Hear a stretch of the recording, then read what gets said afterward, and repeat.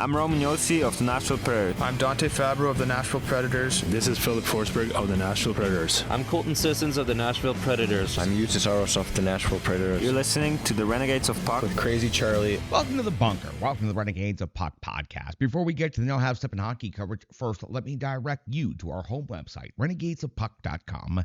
Once you go to renegadesofpuck.com, you'll learn everything you need to know about the show, what you can educate about the show. Click on that merchandise tab to take straight to our classic logo t-shirt and all of the gimmicks that you've come to know and love and expect from the Renegades of Puck. All still available in our online store, all still for sale. The best way to say it is that we've sold out so that you can buy in. Social media is of critical importance to this operation. So here's how you can jump in the trenches with the Renegades of Puck, and here's how you can support the show. You can find us on Instagram and Facebook. You can also find us on X and Threads. So please, whatever it is social media-wise that you prefer, help us out. Send the links around. Give us a like. Give us a follow. Leave us a comment. Whatever it is you can do that doesn't cost you a single thing, please help us out here at the show. It is an independent hockey operation. We sure could use your help. Please subscribe to our YouTube channel. And if you'd like to check out the show in audio form only, check out our SoundCloud channel. You can find those links as we promote them on all of our other social media platforms as well. Remember, we now have a virtual tip jar right over here. You can scan that QR code if you feel like leaving a donation. Any dollar you can leave goes a long way to helping this operation. Stick taps, love, and respect to those of you who have made a donation. We'll leave that tip jar up during the entire show. You can scan the QR code. You can just go to Venmo and search Renegades of Puck, and you can send over your donation anytime you feel like it. We happen to make a good point. We happen to bring up some good analysis. Happen to get going on a good rant. Send $1 or $2 our way. We sure could use the support. It means a lot to us. It really does. Now, listen, I know it's time for No Half Step in Hockey coverage, so let me deliver the goods. It's time for operation number 918. That is right. It is time for show number 918. And at this moment in hockey history, the Nashville Predators currently find themselves in 8th place in the Central Division, which is last place after 7 games skated. They do have a record now of 2-5, which does sound better than 0-5. 4 points has the Nashville Predators, 10 points shy of the first place Winnipeg Jets. The Preds, where their next game will take place at Bridgestone Arena, have a home record of 1-4 on the season. The Preds have scored 17 goals. They've given up 25. That's a goal differential of -8. Let's talk about the Central Division top down. The Predators obviously at the bottom, so let's start at the top with the Winnipeg Jets. 14 points through 7 games. That's the maximum amount. The Minnesota Wild, the Dallas Stars, right underneath them with 12 points. The St. Louis Blues are at 10 points. And then the Utah Hockey Club, which did start out red hot, now at 9 points and in 5th place. They're 4-3-1 after starting out as incredible as you could to begin the season. The Colorado Avalanche are at 8 points and in 6th place. The Chicago Blackhawks are at 5 in 7th place. And the Nashville Predators are at 4 points in 8th place. Now, for the Nashville Predators, once they wrap up this next game at home against the Columbus Blue Jackets, Monday they will head off to Tampa Bay. So Steven Stamkos will make what I would assume will be an emotional return to Tampa Bay. Hopefully that will be the moment that gets his game jumped off and started. Then Thursday, the Nashville Predators back home against the Edmonton Oilers. Already one game against the Oilers this season. Also a 2-day break right in there. So the Predators have played a bunch of hockey to begin the season, but they've also now had a break here this week, and they'll have a break to begin next week after this back-to-back. On the 2nd of November, the Predators begin the month against the Colorado Avalanche at Bridgestone Arena. On the 4th against the LA Kings. And on the 6th, Preds back on the road in Washington. First of 2 matchups between the Preds and the Columbus Blue Jackets this season. They won't meet again all the way until April the 1st when the Preds go to Columbus. Obviously, any points in April are going to be pivotal importance. So the 4 points in this series here at the very beginning of the schedule, at the very end of the schedule, could be very important points for the Predators. Preds are just starting to get some momentum going underneath them. These 2 points coming up tonight are extremely important for this Predators team. Now, this Jackets team, not off to a bad start. 3-3 on the season through 6 games. That means 6 points, but they are 7th in the Metropolitan Division. Of course, they have struggled the last couple of years to climb out of the bottom parts of the basement of that division. 1-1 so far on the road this season. They have scored 24 goals. They've given up 20. They have a goal differential of +4. This should be noted. That's a very high number through this part of the season. Let's talk about their most recent stretch of games. Let's go back 5. Let's talk about October for the 12th. It was a 6-4 win at the Colorado Avalanche. Now, that one's kind of standard. Colorado's taken quite the beating so far this season. On the 15th of October, a 4-3 loss versus Florida. On the 17th, a 6-4 win versus Buffalo. So another game where they score 6 goals and pick up a victory. On the 19th, a 3-1 win versus Minnesota. And then again on the 22nd, their most recent game, a 6-2 win versus Toronto. So they have scored 6 goals in 3 of their last 5 games, all of those being victories. That last game was versus Toronto, in case I missed that part. Tarasov got the start, went 26 out of 28, picked up the victory for the Columbus Blue Jackets. So again, the Columbus Blue Jackets have put up 6 goals 3 times in their last 5 games. The Predators are giving up 3.57 goals per game. That's 25th rated in the NHL. The Columbus Blue Jackets giving up 3.33 goals per game. That's 17th in the NHL. The goals for category, impressive number for Columbus. 4 overall per game is 6th best in the league. 2.43 for the Nashville Predators is 29th in the league. When it comes to the shots for category, this is one place where the Preds are dominant so far this season. 36.1 shots per game is 1st in the NHL. For the Columbus Blue Jackets, 30.2 shots on net per game is 13th. Their shots against, impressive though, 27.3 is 7th best in the National Hockey League, while the Predators giving up 28.4 shots against per game is 11th best in the NHL. On the special teams, the Predators have the advantage in both of these particular categories. 18.5% power play conversion rate is 19th best in the league 5 times now, 5 conversions on 27 opportunities for Nashville. For Columbus, 16.7% is their conversion rate. That's 24th best in the NHL. 3 conversions on 18 opportunities. On the PK, the Predators stellar so far this season. 91.7% kill rate. That's 2nd best overall. 2 power play goals against so far this season. The Columbus Blue Jackets kill rate 77.8%. That's 16th best in the league. They have given up 4 power play goals against the season. That's reasonable, but in the middle of the pack there. So when it comes to these particular metrics, it's pretty much across the board even here, where the Columbus Blue Jackets are ahead in 3 categories and the Nashville Predators are ahead in 3 of these statistical categories. When it comes to the individual statistics, Columbus is off to a pretty good start so far this season. Let's start on their side of the ledger. Marchenko would be leading the Nashville Predators in scoring at this moment of the season. He is leading the Columbus Blue Jackets in scoring. 3 goals, 5 assists for 8 total points. Monahan usually has good games against the Nashville Predators, always did when he was with Calgary. 3 goals and 4 assists for 7 total points. Chinakhov 3 and 4 for 7. Werenski 2 and 4 for 6, and Johnson 2 goals, 3 assists for 5 total points. On the Nashville Predators side of things, Philip Forsberg continues to lead the way. 3 goals, 4 assists for 7 points. Continues on his point per game pace as he did for all of last season and has continued on through the first 7 games so far this season. O'Reilly is at 2 goals and 4 assists for 6 points. Luke Evangelista, 3rd on the team in scoring with a goal and 4 assists. I've really liked his game and the evolution of his game from last season to this season. 5 points so far and looking good and strong and confident out there. Roman Jossi's 0 goals, 5 assists, 5 total points. And Tommy Novak, all he does is make plays, and so far he's got 3 goals to be the co-leader with Philip Forsberg for the team lead in goals. Plus 1 assist makes 4 points for Tommy Novak. Anticipated goaltender matchup sees Tarasov at 3-1 with a goals against of 3.29 and a save percentage of .888. Going up against Scott Wedgwood, but I do want to give you UC Saros' updated numbers. 2-4, 2.74 goals against average, .908 save percentage. We haven't seen Wedgwood since opening night. 0-1 is his record on the season. That's got you all set up for the Nashville Predators host the Columbus Blue Jackets on the second night of back-to-backs. The Predators opened up the back-to-back in Chicago, then had to head on home. So let's go back to Chicago. Let's call it the Rebirth Sports Full Game Recap, and let's bring you all the details coming up next right here on the Renegades of Puck podcast.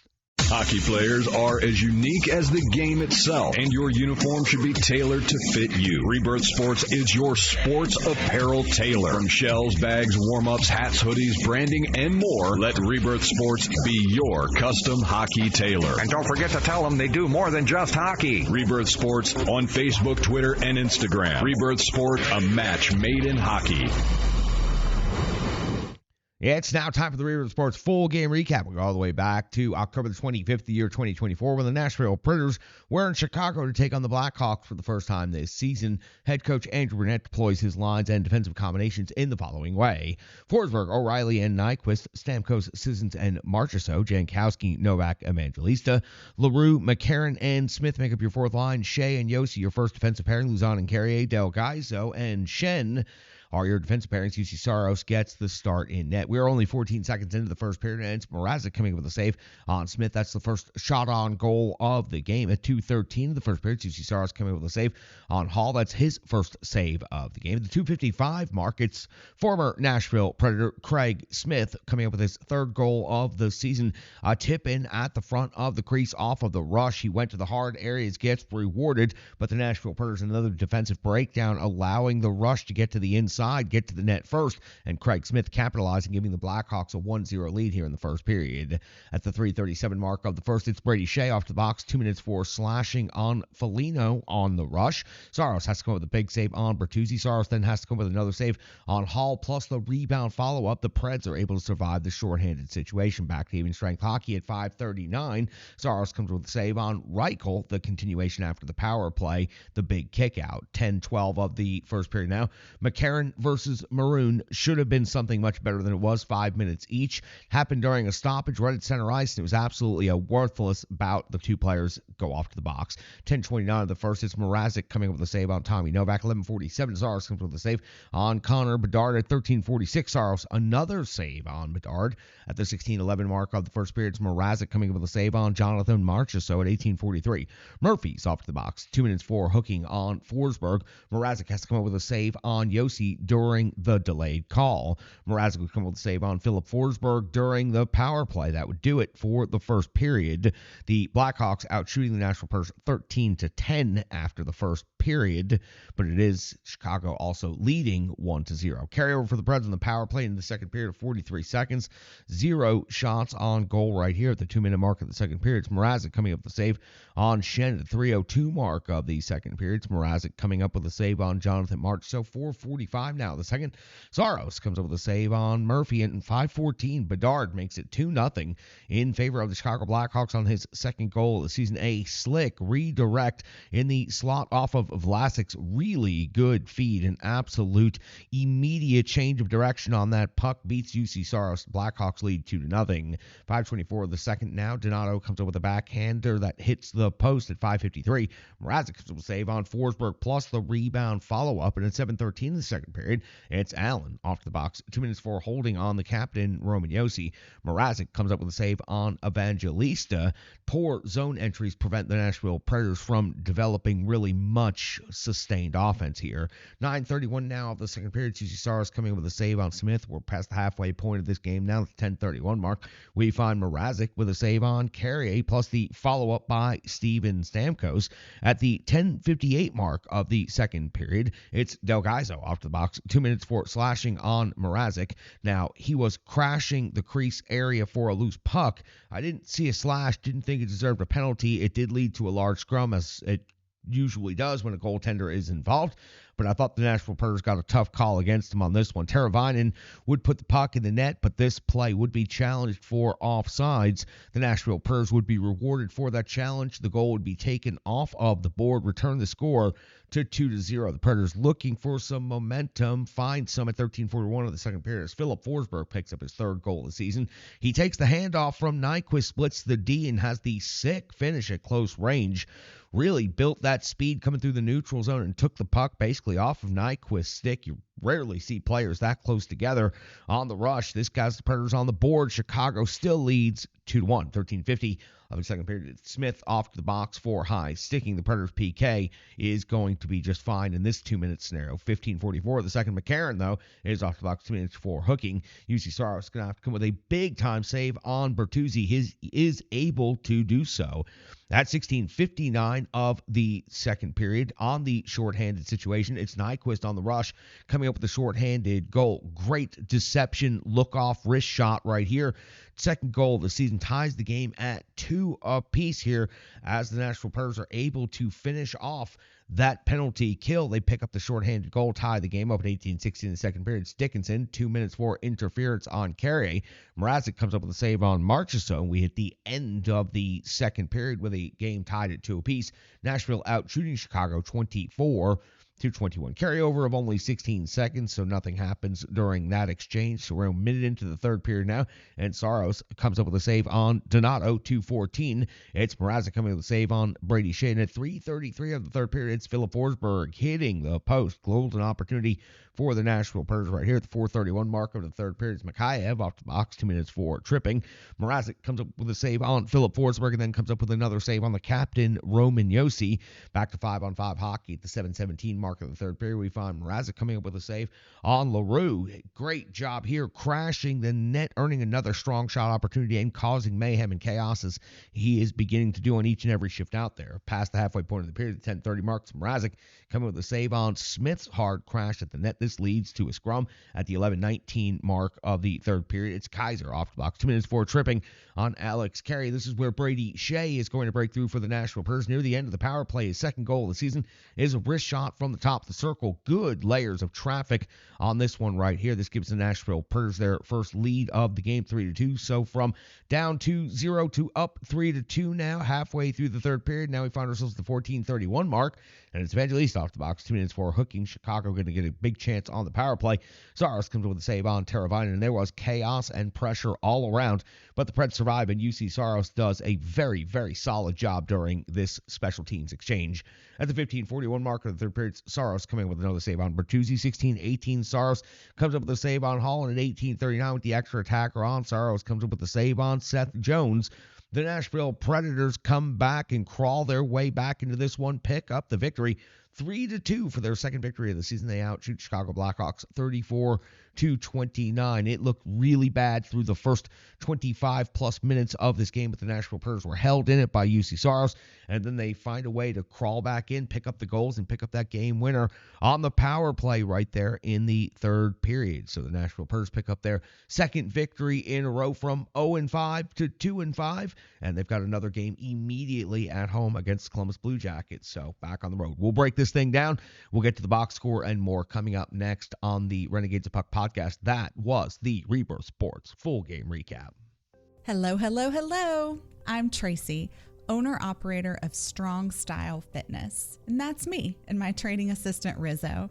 And we are here to bring you fitness that meets you where you are by offering circuit classes, bar-inspired classes, Tabata workouts, boot camps, guided stretching, and more, all taught by a certified personal trainer, me.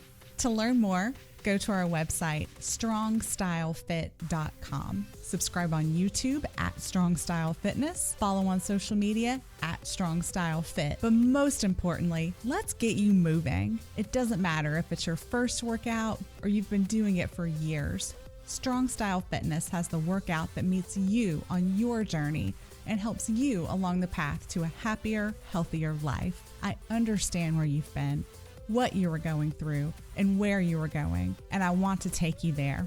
We'll see you on the mat. Mwah. Welcome back in Renegades of Puck podcast. That was a Rebirth Sports full game recap. The Nashville Predators, a tale of two games right there. The first 30 minutes where the Predators were non-existent and frankly rather putrid, and the second 30 minutes where the Nashville Predators crawled their way back into the game and managed to score 3 goals and get out of Chicago with 2 points.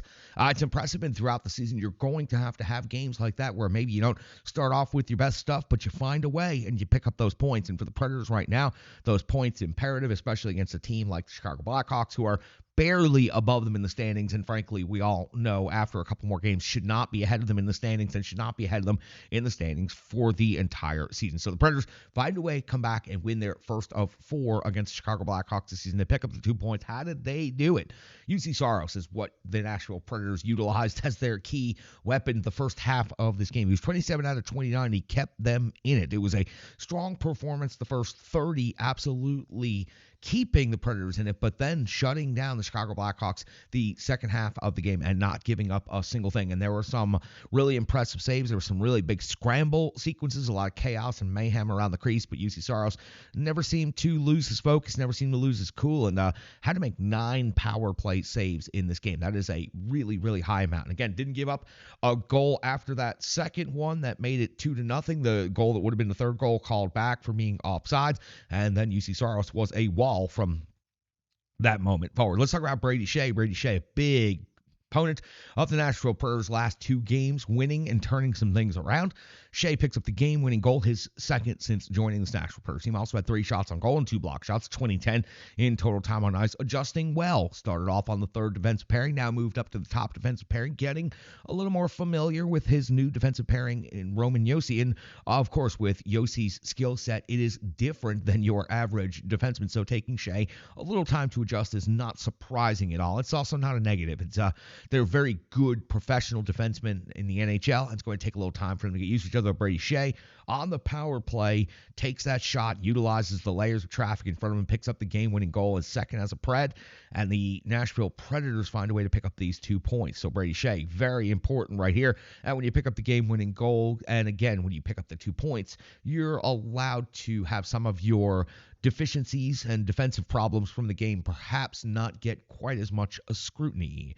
Nyquist making the case for himself to get some more ice time. I thought that Nyquist was so quiet last year and so good and so consistent last year. He was the player you didn't want to fall in love with, and then you ended up falling in love with. Then he ended up securing himself a top-line spot. So betting against Gus Nyquist is not advisable. He's lost some of his ice time due to some of the new players, some of the big-name players that were signed here. But so far, Gus Nyquist is making his case. So he's not on the power play. He's out there penalty killing. No problem for Gus Nyquist. He goes and picks up a shorthanded goal, also adds an assist to it, 2 points in this game. That goal, he did pick up the 200th of his career. So impressive stuff for Nyquist. And again, no sulk in that game. He's lost some of his ice time, but he's out there taking advantage of his particular situation, making it happen. I thought he's been noticeable the last couple of games. He's been an important part of the last couple of games. And I hope that continues. He's making the case to get himself some more power play time, get back on some of that power play time, and get back some of that ice time. But the Preds power play is actually starting to function at a reasonable level. We'll talk about that here in just a minute. Forsberg picks up a goal in this one, just an absolute sick goal. Nyquist's assist comes off of essentially a handoff to Philip Forsberg. I mentioned it, I think, earlier. You don't typically see players bunched up right next to each other on the rush, and Philip Forsberg was just knifing right through the middle of the neutral zone, building speed, and coming up the same exact path as if Nyquist was blocking for him. Took the puck, frankly, right off of Nyquist's blade. I mean, Philip Forsberg asserted himself to the level of he not only split the D, but he kind of took the puck away from his own teammate Nyquist, and damn, it was the right move. And you know that Nyquist told him it was the right move, and so did everybody else, because Forsberg just slices right through the D and then just puts the puck in the net using some of that world-class close-range finish.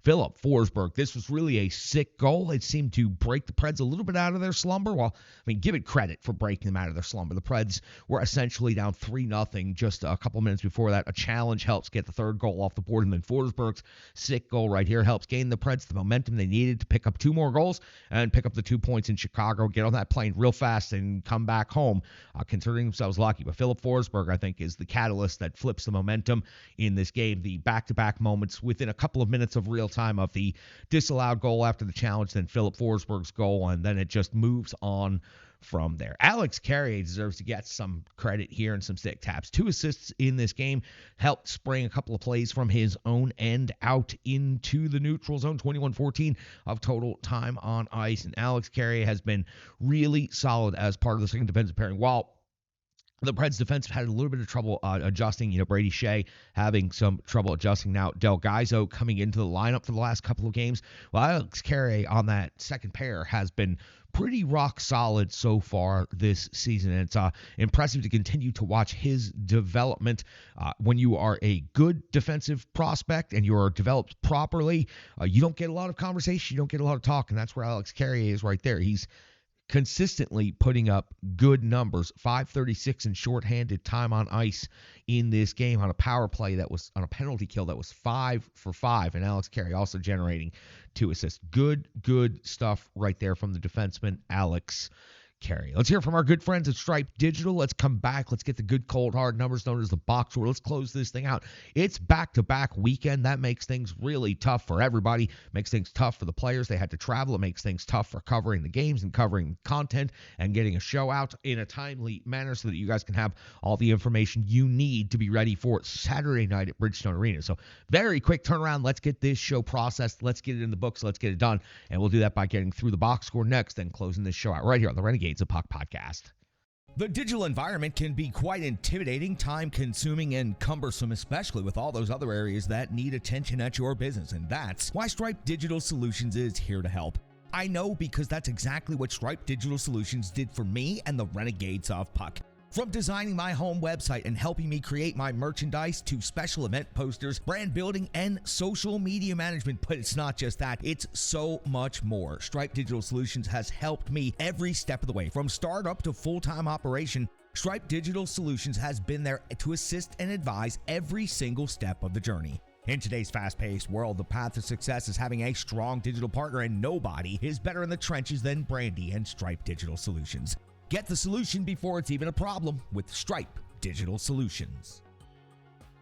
Welcome back in. Time for the good, cold, hard numbers known as the box score. Philip Forsberg scores a goal for the Nashville Predators. Gus Nyquist also adds a goal, and Brady Shea picks up a goal that just happens to be the game-winning goal. On the assist side of things, Alex Carey had 2. Smith had 1. Nyquist had 1. Novak had 1. Luke Evangelista also chipped in with 1 assist. In the shots on goal, Philip Forsberg had 7 to lead the Nashville Predators, 4 for Jonathan Marchessault, 3 for the captain Roman Josi. When it comes to block shots, 2 was the highest number. Jonathan Marchessault had 2 block shots. Colton Sissons had 2 block shots. Del Gaizo with 2 block shots. Also, Brady Shea adds 2 block shots. In the physical component of things, leading the way with hits was Jeremy Lauzon with 4. Luke Shen had 3. And then on the top side of things, Marchessault had 3. And there's LaRue with 3 as well. And LaRue only skating an 8:20 in total time on ice, creating mayhem out there, generating a shot on goal. Might have been a -1 in this game, but I thought LaRue was, again, a factor. I thought he was noticeable, and that type of energy is infectious. So 2 games in the lineup, 2 victories. The other shots on time on ice leaders is what we're up to. Time on ice leader 1910 for Philip Forsberg, 1847 for Colton Sissons. This is a good job by head coach Andrew Burnett in a game where the Predators had to come back from down by 2 goals. You would think they would have had to overutilize their top line guys, and their minutes would have gotten a little bit skewed. But getting Luke Evangelista 11:46 in total time on ice and getting Tommy Novak 10:45, that means these players will be good and ready for tonight's game against the Columbus Blue Jackets. That's a good job by the coaching staff to come back from down 2, but also not overuse certain players. Alex Carey had 21:14. Shea had 20:10. But, of course, the captain, Roman Josi, led the way in total time on ice with 25:56 in this game. When it comes to the power play, time on ice and the power play was 1 for 5 in this game. 7:26 for the captain, Roman Josi, 6:51 for Steven Stamkos, 6:42 for Ryan O'Reilly, 7:04 for Forsberg, and 7:02 for Jonathan March. So the Predators, a lot of time on the man advantage. Would have liked to have seen them do a little bit better than 1 out of 5, but they did at least get the 20% conversion rate for this game. When it comes to the penalty kill, 5 out of 5. So let's give some credit to the players that were involved right there. 5:12 of shorthanded time on ice skated by Mark Jankowski, 5:44 by Colton Sissons. That is impressive. Again, 5 for 5 on the PK. 5:36 for Alex Carey, 3:53 for Roman Josi, 6:15 for Jeremy Lauzon. Shorthanded time on ice. They were shorthanded so many times, and there was so much special teams action that the special teams numbers are really, really quite high for some of these players. A couple of the other things falling out of the box score. Face-off winning percentage for the Preds, exceptional at 58.1%. They've been on the top side of this metric a lot so far this season, and I really like it. I'm a big fan of starting with possession of the puck. It means you don't have to exert nearly as much energy fighting to get the puck back. It's the same reason I have such a problem with giveaways ways, because then you have to work twice as hard to take back possession. So on faceoffs, if you start with possession of the puck by winning the faceoff, it usually sets your team up for a better success. The Predators setting themselves up for success quite a bit so far. 58.1% faceoff winning percentage. 16 block shots, 21 hits, 7 takeaways, 9 giveaways. Still more giveaways than takeaways, but in single digits. And the Predators did find a way to come back. And I'm going to just say a lot of that probably happened in the first 30 minutes of the game when the Predators were, frankly, not really very much awake in this game. But they did wake up. And they did find a way to get the 2 points, and that is the sign of a better team. That is the sign of a team that is starting to change their fortune, change their luck a little bit, and the Nashville Predators did what they needed to do to come back in this game. In that, UC Saros was 27 out of 29. He gave up 2 goals against an in-game save percentage of .931, 9 power play saves, 18 even strength saves. That's a really high number, 9 power play saves, and there was a lot more opportunities towards the net and chaos and mayhem while the Preds were shorthanded, pucks going just wide of the post, going up over the crossbar. So there was a lot more going on other than the 9 saves that had to be made on the power play. The juice was strong in this one, helping the Preds come back and get those 2 points. That's going to do it for the good cold hard numbers known as the box score. Let's go ahead and wrap this thing up. The Predators had to turn things around real quick. They had to get out of the rink in Chicago, get on a plane, get back home to Bridgestone Arena, ready to face off against the Columbus Blue Jackets. Columbus Blue Jackets have had the benefits of waiting to play since Tuesday night, so the Columbus Blue Jackets should be well rested. The Nashville Predators should be ready to go. Wedgwood has not seen the ice since opening night. It was not that impressive. He needs a redemption game, and against the Columbus Blue Jackets, he'll have the opportunity to do that. The Preds need to keep rolling. Forsberg and O'Reilly on the top line are clearly clicking and doing well. You see Nyquist picking up some points in the most recent game. Marchessault perhaps finally starting to feel a little bit more comfortable. Stamkos, they got to get him going in the right direction. So far, 1 goal, but you know that he's got a much bigger gear and a big return to Tampa Bay coming up on Monday. So if Steven Stamkos doesn't get things going tonight, I would imagine the electricity, yes, intended, will get into his veins when he goes back to Tampa Bay on Monday. So for the Nashville Predators, if they win tonight, they sweep the back-to-backs, they pick up 4 points on the weekend, and they win 3 games in a row. And that 5-game losing streak to begin the season, while it's still there and it's not going to be forgotten anytime soon, it will be a lot easier to begin a new week with 3 consecutive wins and the Nashville Predators potentially out of last place in the Central Division, depending on how the rest of the scores break for the weekend. All right, that's going to do it for Operation number 918. Less than 24 hours. We've turned it around. We've got you all the info you need. We've got you set to go out there, Renegades. It's time to jump in the trenches and get yourself all set for Nashville Predators versus Columbus Blue Jackets. I am your host and captain, Crazy Charlie Saunier. I certainly do appreciate your time. I appreciate your viewership, and most importantly, I appreciate each and every one of you. Stick taps, love, and respect.